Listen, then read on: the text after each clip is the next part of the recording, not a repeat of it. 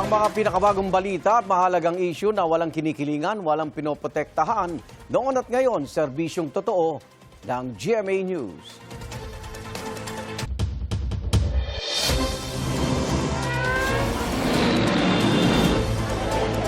Sa ngayon po ay Pinsala. Ito na ang mga unang balita.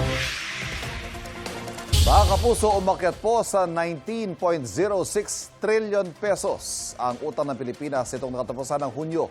Panibagong record high po yan. Ayon sa Bureau of the Treasury, tumaas yan mula sa mahigit 18 trillion pesos noong Mayo. Pareho kasing tumaas ang domestic at foreign debt ng bansa. Ang domestic debt o yung mga inutang ng gobyerno sa loob ng bansa nasa 12.837 trillion pesos. 12.74% ang itinaas niyan mula noong Mayo.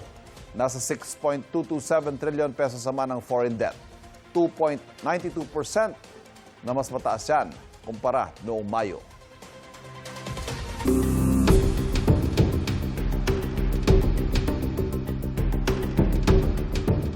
Hawak na ng impeachment court ang tax at bank records ni Vice President Sara Duterte at asawang si Attorney Manny Scarpio matapos pahintulutan ni Pangulong Bongbong Marcos ang pagpresenta nito. Gagamitin ang mga ito bilang ebidensya sa pagtalakay sa hindi umano maipaliwanag na yaman ng bise. Narito ang aking unang balita. Dumating sa Senado ang 20 kahon mula sa Bureau of Internal Revenue o BIR. Laman ito ang mga ipinasumpinan ng Senate Impeachment Court na tax records si Vice President Sara Duterte, kanyang asawa na si Attorney Manny Scarpio at kanilang mga negosyo.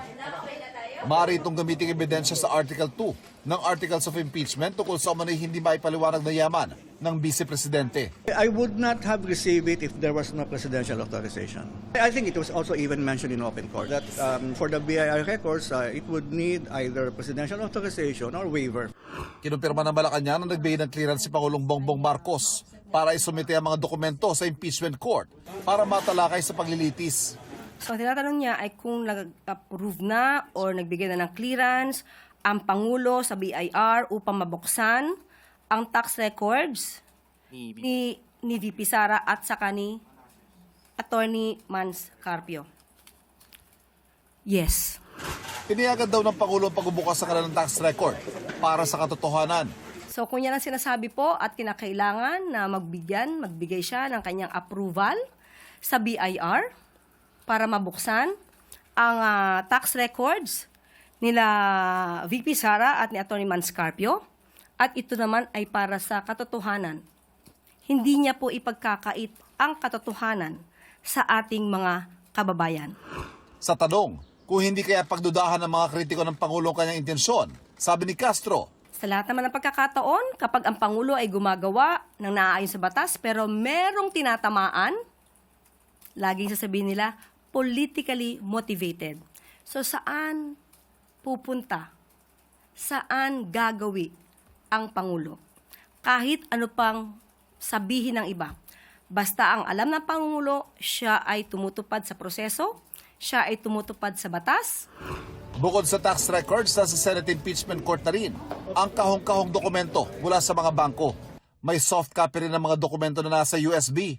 Pero may mga bangkong kailangan ng hanggang 10 araw na palugit para ipasa ang iba pang dokumento. I would not name the banks, but some banks ask for additional time to produce the other subpoenaed documents. Naisumiti na rin ang mga ipinasumpi ng dokumento mula sa Anti-Money Laundering Council o AMLAC.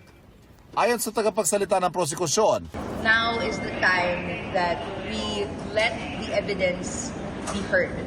We let the evidence speak. Konti na lang, we will be getting that clearer, fuller picture ng yaman ni VP Sara Duterte. Kung ano mang makita natin, kailangan nating matanong, paano ba lumaki ng ganyan yan? With the salary she had as Vice Mayor, Mayor, and Vice President na alam natin sa calculation ay hindi po sapat. ayon kay Attorney Michael Pawa, wala namang komento ang depensa patungkol sa pagpapahintulot ng Pangulo na mailabas ang tax records ng bise. Ito ang unang balita. Ivan Mayrina, GMA News. Tinawag ng grupong Sea Light na foreign influence operation ang Jinan University kung saan nagsasanay ang mga Chinese language teacher na nagtuturo sa Chinese-Filipino schools sa Pilipinas. Binuo raw kasi ito kasama ang United Front Work Department na kilalang sangay ng Chinese Communist Party o CCP. May unang balita si JP Soriano. Kamakailan lang lumabas ang ulat ng Maritime Transparency Initiative Group na Sealight, ang pag-iit ng ilang Chinese scholar mula sa Jinan University sa China na bahagi raw ng China ang Batanes, ang pinakahilagang probinsya ng Pilipinas. Inalmahan ito ng Department of Foreign Affairs, Department of National Defense at ang National Historical Commission of the Philippines at sinabing wala itong basihan. Ngayon, sa panibagong ulat ni Sealight Director Ray Powell, sinasabing ang Jinan University ang pinakamalaking training destination ng mga Chinese language teachers na nagtuturo sa Chinese-Filipino School sa Pilipinas sa pamamagitan daw ng mga teacher training at exchange programs. Kung titignan daw ang about page ng Jinan University, nakasaad na binuo ito kasama ang United Front Work Department. Isa raw kilalang sangay ng Chinese Communist Party o CCP na umiimpluwensya sa mga political environments upang pumabor sa interes ng CCP. Kaya ang Jinan University, tinawag din ang Foreign Influence Operation na nakabase na akademya.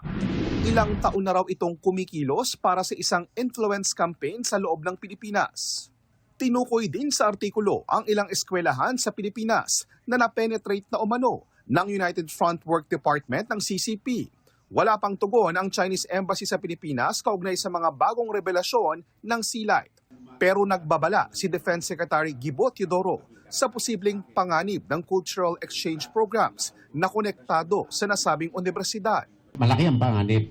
Ang tunay na pakay nito ay talagang cultural exchange or whatnot. Pero itong pinakamalaking ebidensya na ma-exchange na ito ay bunga din ng siyang institusyon naglalabas ng fake news. At ito ay state-owned and controlled academic institution, yung university na yan. Noong Marso, ibinunyag din ng Sealight na ginagamit ng China ang ilang Chinese educational institutions at Chinese media dito sa Pilipinas para umano sa pagpapakalat ng propaganda. Ito, malaking ebidensya na itong mga eskwelahan ay ginagamit sa mali. Hindi naman lahat, pero meron dyan mali. Kaya dapat maging masusi tayo, hindi lamang sa university. Kung hindi, sa mga mababang paaralan kung saan may cultural and language and other exchanges ang China. Bagamat di sila tinukoy sa artikulo ng Sealight ang Philippine-China Studies Center sa Quezon City, kasama sa mga academic institutions sa Pilipinas na lumahok sa educational exchange program ng China. Ayon sa direktor nito na si Professor Romel Banlawi, bagamat hindi mali na iugnay ang ilang Chinese university sa United Front Work Department ng China, hindi dapat agad ipagpalagay na may masamang layunin ang lahat ng academic partnerships. Mahalaga raw suriin ang bawat ugnayan batay sa ebidensya at tamang konteksto sa halip na magbigay ng pangkalahatang konklusyon dahil maaari umanong masira ang mga oportunidad para sa lehitimong academic exchanges at mas malalim na pag-unawa sa China. Nilinaw naman ni Teodoro na hindi lahat ng paaralan ay gumagawa ng mali, pero dapat anyang bantayang mabuti kung ginagamit ang ilang programa para sa maling layunin. Hindi ko sinasabing huwag tayong makitungo. Sinasabi ko lang, pag nakitungo tayo, dapat alam natin na baka may masamang pakay. Ito ang unang balita, JP Soriano, GMA News. Idinulog ng Pilipinas sa United Nations ang karapatan nito sa extended continental shelf sa West Philippine Sea. Layo nitong itakda ang hangganan ng karapatan ng bansa sa seabed at mga likas sa yaman sa West Philippine Sea na lampas sa 200 nautical miles ayon sa Department of Foreign Affairs. Bahagi raw ito ng pagsusulong sa rule of law, pati sa kapayapaan at proteksyon sa kabuhayan at yamang dagat ng mga Pilipino. Hiniling ng Pilipinas sa isaalang-alang dito ang mga rulings sa 1982 United Nations Convention on the Law of the Sea o UNCLOS, pati ang 2016 Arbitral Award na nagsasabing walang basihan ng 9-dash line ng China sa South China Sea.